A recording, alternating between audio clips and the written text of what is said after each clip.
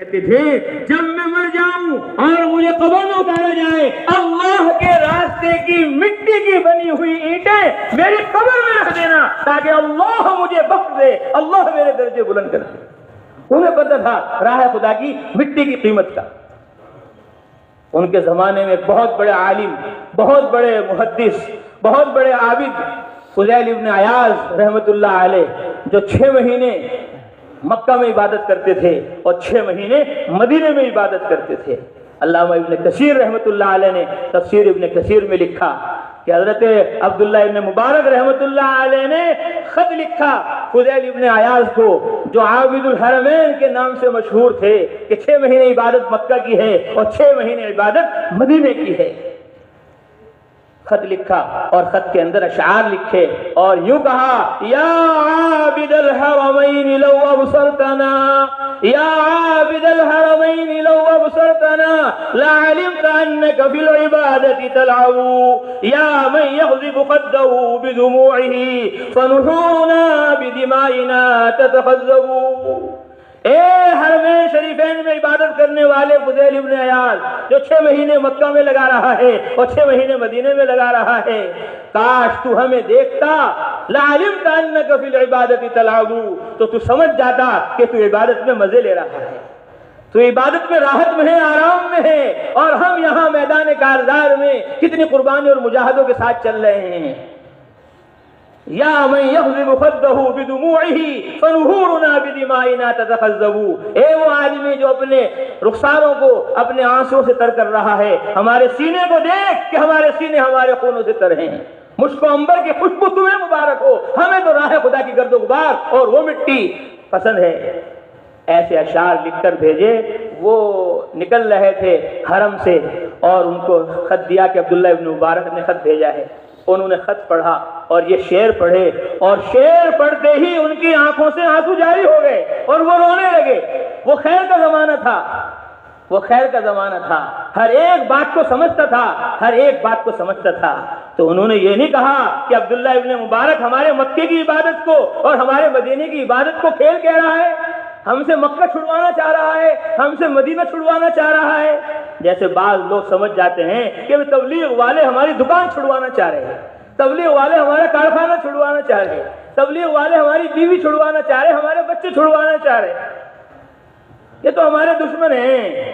شیطان کہتا ہے ان کی بات میں مت آنا، اگر تم ان کی بات میں آ گئے تو تم 5 مہینے جائے بغیر رہو گے نہیں، 4 مہینے جائے بغیر رہو گے نہیں، کہ بھائی اجتماع میں چلو، کہ بھائی اجتماع میں چلا تو جاتا، لیکن وہاں تو پتہ چلا ہے کہ نقد جماعت 5 ماہ کی اجتماعی سے جا رہی ہے، نقد جماعت 2 ماہ کی اجتماعی سے جا رہی ہے، نقد جماعت چلے کی دوسرے چلے کی نقد اجتماع سے جا رہی ہے۔ وہاں جاؤں گا تو پکڑ ہو جائے گی، وہاں جاؤں گا تو نقد نکلنا پڑے گا، اس لیے میں اجتماع میں نہیں جا رہا۔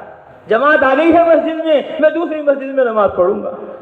اعلان کر دیا ہے جماعت نے میں آخری صف میں نماز پڑھوں گا، کہیں میں اگلی صف میں نماز پڑھنے لگوں اور لوگ میری پیچھے نیت باندھ لیں اور مجھے آگے بیٹھنا پڑے، مجھے بات سننی پڑے کہ یہ تو میری دکان چھوڑ۔ حضرت مولانا اللہ جزائے خیر دے اور قبر کو نور سے منور فرمائے، حضرت مولانا یوسف صاحب رحمۃ اللہ علیہ فرماتے تھے اول تو لوگ ہماری بات سنتے نہیں، اول تو لوگ ہماری بات سنتے نہیں، اعلان ہوا بھائی دین کی بات ہوگی بیٹھ جاؤ، 100 آدمی تھے سب چلے گئے، 3 آدمی بیٹھے، 5 آدمی بیٹھے، 10 آدمی بیٹھے، دروازہ کھٹکھٹایا، کون ہے؟ اللہ کے بندے اللہ کے گھر سے اللہ کی بات لے کر آئے ہیں، اللہ کے لیے ان کی بات سن لو۔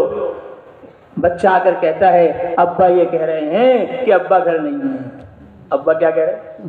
ابا یہ کہہ رہے ہیں ابا گھر نہیں ہیں۔ روزانہ ملاقاتوں میں گشتوں میں اللہ جزائے خیر دے ہمارے حضرت کو ان کی عمر میں برکت فرمائے کہ ایسی شاندار اعلیٰ محنت ہمیں عطا فرمائی کہ رات دن صبح و شام مسجد آباد ہیں اور ہر گھر پر پہنچنا ہو رہا ہے۔ پہلے مشورہ ہوتا تھا، رائے لی جاتی تھی، ہاں بھائی کس سے بات کریں؟ 2 مجرم تھے۔ کتنے مجرم تھے؟ 2 مجرم تھے کہ جی اس نے 4 مہینے لگائے وہ مسجد میں نہیں آ رہا، اس نے چلہ لگایا وہ مسجد میں نہیں آ رہا، وہ ابھی 3 دن کی جماعت میں گیا تھا تعلیم میں نہیں بیٹھ رہا۔ ایک تو یہ تھا کہ اس سے مل لو، اور دوسرا کون تھا کہ جی وہ ہے آج تک ہم نے اس کو کبھی مسجد میں دیکھا ہی نہیں، وہ تو کبھی نماز پڑھتا ہی نہیں۔ ایک بے نمازی اس سے ملو اور ایک جو جماعت میں وقت لگا کر آیا ہے عمل میں نہیں جڑ رہا ہے اس سے ملو. بس 2 ہی آدمی تھے جن سے بدل بدل کر روزانہ ملاقاتیں ہو رہی تھی. اور جب سے دعوت شروع ہوئی، تعلیم شروع ہوئی، استقبال شروع ہوا تو پہلے تو گھر پہ نمبر ہی نہیں آتا تھا کہ بھئی اس گھر کے تو سارے لوگ نمازی ہیں، ان سے کیا ملنے کی ضرورت ہے. کہ نہیں، اب ہر گھر پر بار بار پہنچنا ہو رہا ہے، ہر بار پہنچنا ہو رہا ہے. ہر دن بعض مسجدوں میں الحمدللہ ہر گھر کے ہر فرد تک بات پہنچ جاتی ہے، ورنہ کوئی ہفتہ ایسا نہیں ہے جس میں ہر گھر پر دعوت تعلیم استقبال کے ذریعے ایک فرد سے بات نہ ہو جاتی ہو اور اس کو اللہ کی طرف، رسول اللہ کی طرف، آخرت کی طرف متوجہ نہ کیا جاتا ہو. تو روزانہ سننے میں دیکھنے کو مل رہا ہے کہ جی ابا کہہ رہے کہ ابا ہے نہیں. تو اول تو لوگ ہماری بات سنتے نہیں. بڑے بڑے شہروں میں جماعتیں گئی اور دیکھ کر دور سے بھاگ گئے. کیا ہوا کہ بھائی بھاگو، اللہ کی پولیس آ گئی. گلی بدل دیتے ہیں، فوراً پیچھے ہو جاتے ہیں، جماعت آگے وہ بلا لیں گے آگے. اور بعض تو کہتے ہیں بھائی بات سننا تو دور کی بات ہے، ان کا سلام بھی مت سننا، ان کے سلام کا جواب بھی مت دینا. تو اول تو لوگ ہماری بات سنتے نہیں ہیں. اول تو ہماری بات سنتے نہیں، سنتے ہیں تو سمجھتے نہیں.